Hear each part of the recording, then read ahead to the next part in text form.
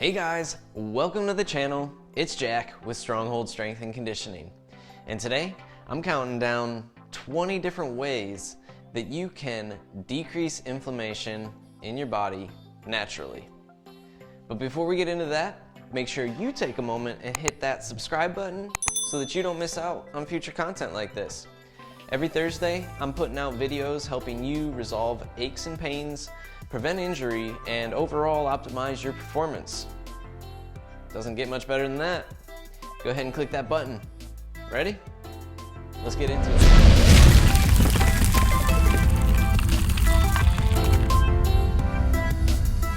All right, guys, so today we're talking about 20 different ways that you can actually naturally decrease inflammation in your body.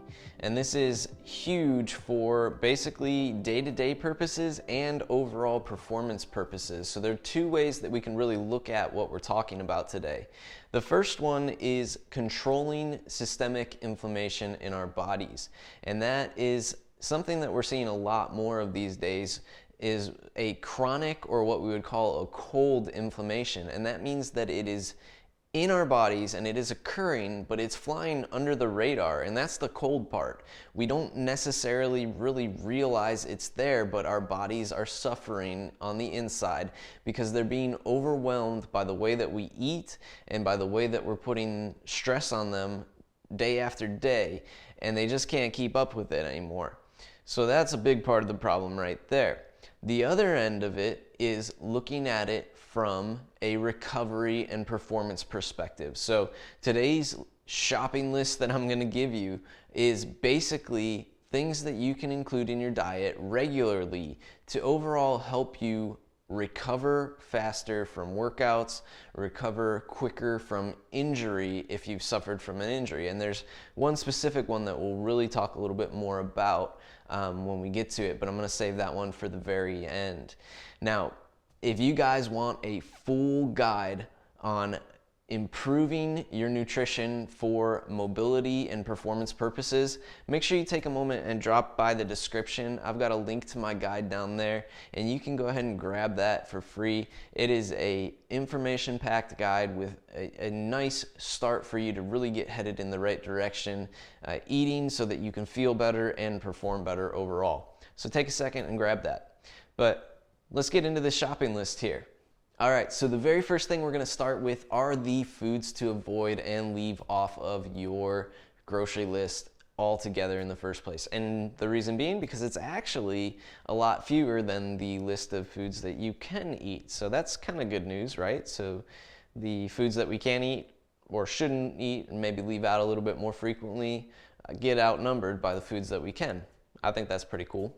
So the very first thing we're going to start off with is refined starches, sweets, and sugars, basically. So, you know, that Little Debbie aisle, those potato chips, I hate to say it, but, you know, just skip that aisle altogether. You'll be doing yourself a big favor. And it's mainly because of the way that those foods are processed and the type of fats that are often being used to make those foods in combination with the high level of sugar content that's usually packed into it. And that processing overall just makes for a bad situation with inside our bodies. So avoid them. You'll be doing yourself a big favor. Next, on the way to the grocery store or on your way home from the grocery store, avoid those fried foods. Yep, so we want to make sure that we're not really taking in too many fried foods. Once again, the way that the food is cooked has a large role in the way that it affects our bodies negatively. The type of fat that's being used for frying really has a negative impact overall when we get to actually eat that food. And once again, the way it's prepared makes a big difference in how our bodies process it and how it affects our bodies. Lastly, we want to be avoiding those deli meats. Processed meats also, once again, are a big one that we can really leave out and do ourselves a huge favor overall. When we're looking at the overall inflammation in our bodies, the types of fats that really cause issues are trans fats, hydrogenated oils. Those are going to be ones that are really bad. And saturated fat, when it's in a high content, can be, when it's out of balance, that's really when it can become a little bit more troublesome as well. We also want to be aware of our omega-6 intake overall, because omega-6 directly it can affect our overall inflammatory response in our body. So it really does the opposite of really what we want to do, and it has a purpose. I know it sounds bad, but omega-6 has a purpose. It's just that with the Western diet and how we've been eating more regularly recently, we've found that omega-6 is really out of balance with our omega-3s overall compared to what it used to be. And that really throws our insides for a loop overall. So we'll talk a little bit more about omega-3s here as we get into some of the foods to actually incorporate on your list. All right, next, here's where we get to have a little bit of fun. These are the foods that we want to actually incorporate on our grocery list. And first off, we want to go with mixed berries, and that's pretty much any type of berry you can get your hands on. Blueberries, blackberries, strawberries, you name it. The reason we want to incorporate them is their anthocyanins that they contain, and that is the anti-inflammatory property that actually is active in mixed berries. So incorporate them regularly. Next, pineapple. Pineapple is a member of the bromelade family. In fact, it's one of the only bromelates that we can actually eat. The rest of them are actually poisonous to us. But pineapple has that anti-inflammatory property because of its bromelain, which is kind of the ironic thing about it. It is the one that we can eat. Incorporate it. It'll do you good. Next, your leafy greens. So we're talking spinach, kale, Swiss chard, you name it. Incorporating those. They have vitamins A, D, E, and K, which have been shown to have anti-inflammatory properties, as well as a lot of them actually contain omega-3 content. And this is where we want to start to look at what omega-3 content does in our bodies. And it really has the complete opposite effect of what omega-6 does in our bodies. So omega-3s are very important as far as decreasing inflammation and actually helping our bodies reduce that chronic systemic inflammation, which is why it is such an important nutrient to really make sure that we're getting a sufficient amount of. And while we're in the produce section, make sure you pick up some carrots. These have high amounts of vitamin A and beta carotene, which are both proven to have anti-inflammatory properties to them. The next item to grab on your list, broccoli.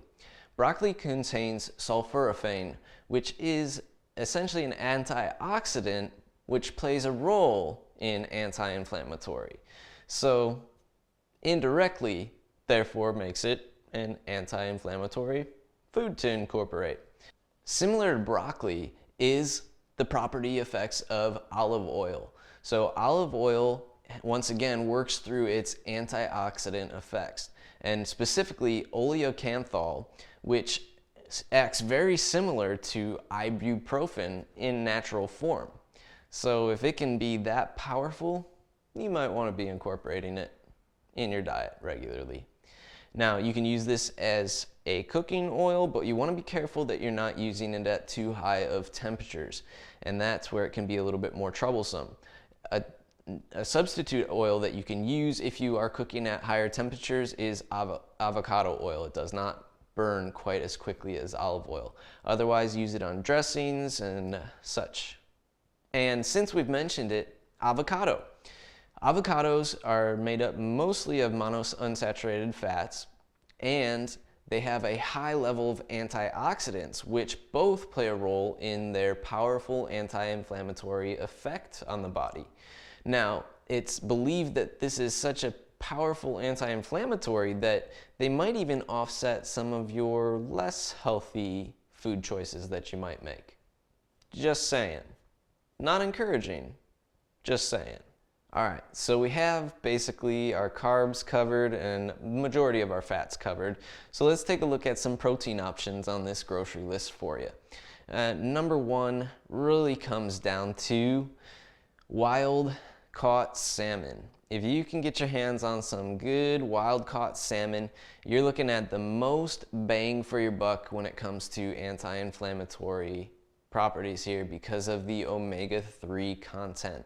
Now, omega-3s are huge when it comes to decreasing systemic inflammation as well as recovery and healing from injury. So when it comes to omega-3s, I actually recommend, if you're just on a maintenance phase, about 3,000 milligrams of omega-3 a day. And that can come from various sources. A lot of that we've already mentioned, the leafy greens, a few that we're going to mention will be incorporated as well as options. But if you can eat salmon regularly in your diet, there's a good chance that that's going to help keep your systemic inflammation down and help you recover a lot faster. In a 4-ounce serving of salmon, you get about anywhere from 1,000 to 2,000 milligrams right off the bat there. And that just is a 4-ounce serving. Most of us probably would eat more than that 4-ounce serving, meaning that we'd probably get closer to that 3,000 mark if we were eating that. Of course, that's if you can do salmon in the first place. It really is the most bang for your buck. Now, if you can't do salmon, your next best bet is actually game food. So venison, elk, anything along those lines. It's going to be grass-fed game food that is going to be higher in omega-3 fats naturally, similar to wild-caught salmon. This also applies to beef though. So wild grass-fed beef actually contains about double the omega-3s compared to a grain-fed beef. Now, it's still nothing astounding compared to salmon, and to give you that same comparison of about a 4-ounce serving, you're only going to get about 80 milligrams of omega-3 compared to that 1,000 to 2,000 range when it comes to salmon. Some more of these options that you can actually incorporate on your grocery shopping list are walnuts, almonds, pumpkin seeds, chia seeds, flax seeds, and even hemp seeds. These are all really decent sources, pretty effective sources of omega-3s. So once again, a way that you could kind of boost your daily omega-3 intake is by incorporating some of those nuts and seeds in your diet as well. And finally, let's complete the shopping list with 2 beverage options for you, and really the one you could use as a spice in general, but I've seen it used in golden milk, and that is turmeric. And the active anti-inflammatory ingredient in turmeric is curcumin. Now, this is not the highest level in turmeric, so it might be something that you have to be consuming pretty regularly in your diet to see the benefits of. The other option is green tea, and green tea, simply because of the antioxidant content that it has, falls in that anti-inflammatory column as well.